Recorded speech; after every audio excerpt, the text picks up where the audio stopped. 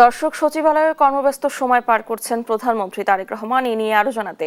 সরাসরি যুক্ত হচ্ছেন সহকর্মী সাইফুল রিপন। সাইফুল, প্রধানমন্ত্রী আজকের সার্বিক কর্মসূচি সম্পর্কে আমাদেরকে জানাবেন।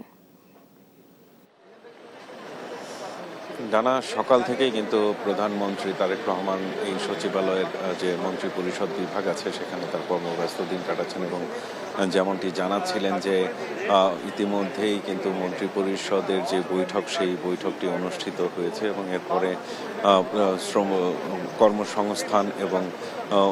কর্মসংস্থান বৃদ্ধি এবং বৈদেশিক কল্যাণ বিষয়ক একটি সভা রয়েছে এবং তার পরবর্তীতে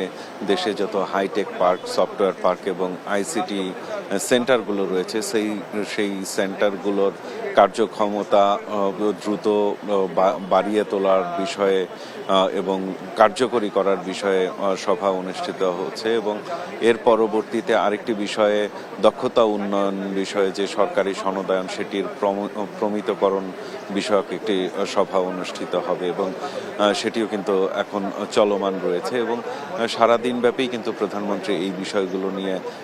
কর্মব্যস্ত দিন কাটাচ্ছেন এবং এর মধ্যে সবচেয়ে গুরুত্বপূর্ণ বিষয় হচ্ছে আগামী ঈদকে কেন্দ্র করে যে সরকারি ছুটির বিষয়টি।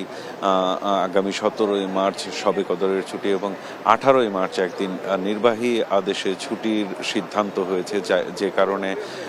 চাকরিজীবী যারা আছেন তারা 17 তারিখ থেকে 23 তারিখ পর্যন্ত 7 দিনের একটা দীর্ঘ ছুটি পাচ্ছেন, ঈদের ছুটি এবং সেই জায়গা থেকে সাধারণ মানুষের যারা ঘরমুখ মানুষ তাদের ঈদে বাড়ি ফেরা কিছুটা নির্বিঘ্ন হবে এমনটি প্রত্যাশা কিন্তু করা যাচ্ছে এবং আজকে কিন্তু মন্ত্রী পরিষদের সভায় আগামী 12 তারিখে যেই অনুষ্ঠিতব্য প্রথম অধিবেশন জাতীয় সংসদে সেই অধিবেশন নিয়েও আলাপ আলোচনা হয়েছে এবং সরকারি দল হিসেবে যেসব বিষয়ে করণীয় সেই সব করণীয় বিষয়ে আলোচনা হয়েছে এবং আমরা এই বিষয়ে খানিকটা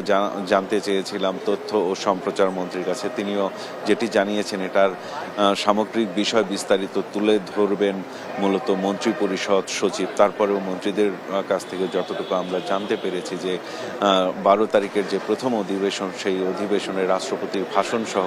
সরকারি দলের পক্ষ থেকে যে করণীয় সেই বিষয়গুলো নিয়েও কিন্তু সিদ্ধান্ত হয়েছে এই মন্ত্রী পরিষদের সভা থেকে। ডানা।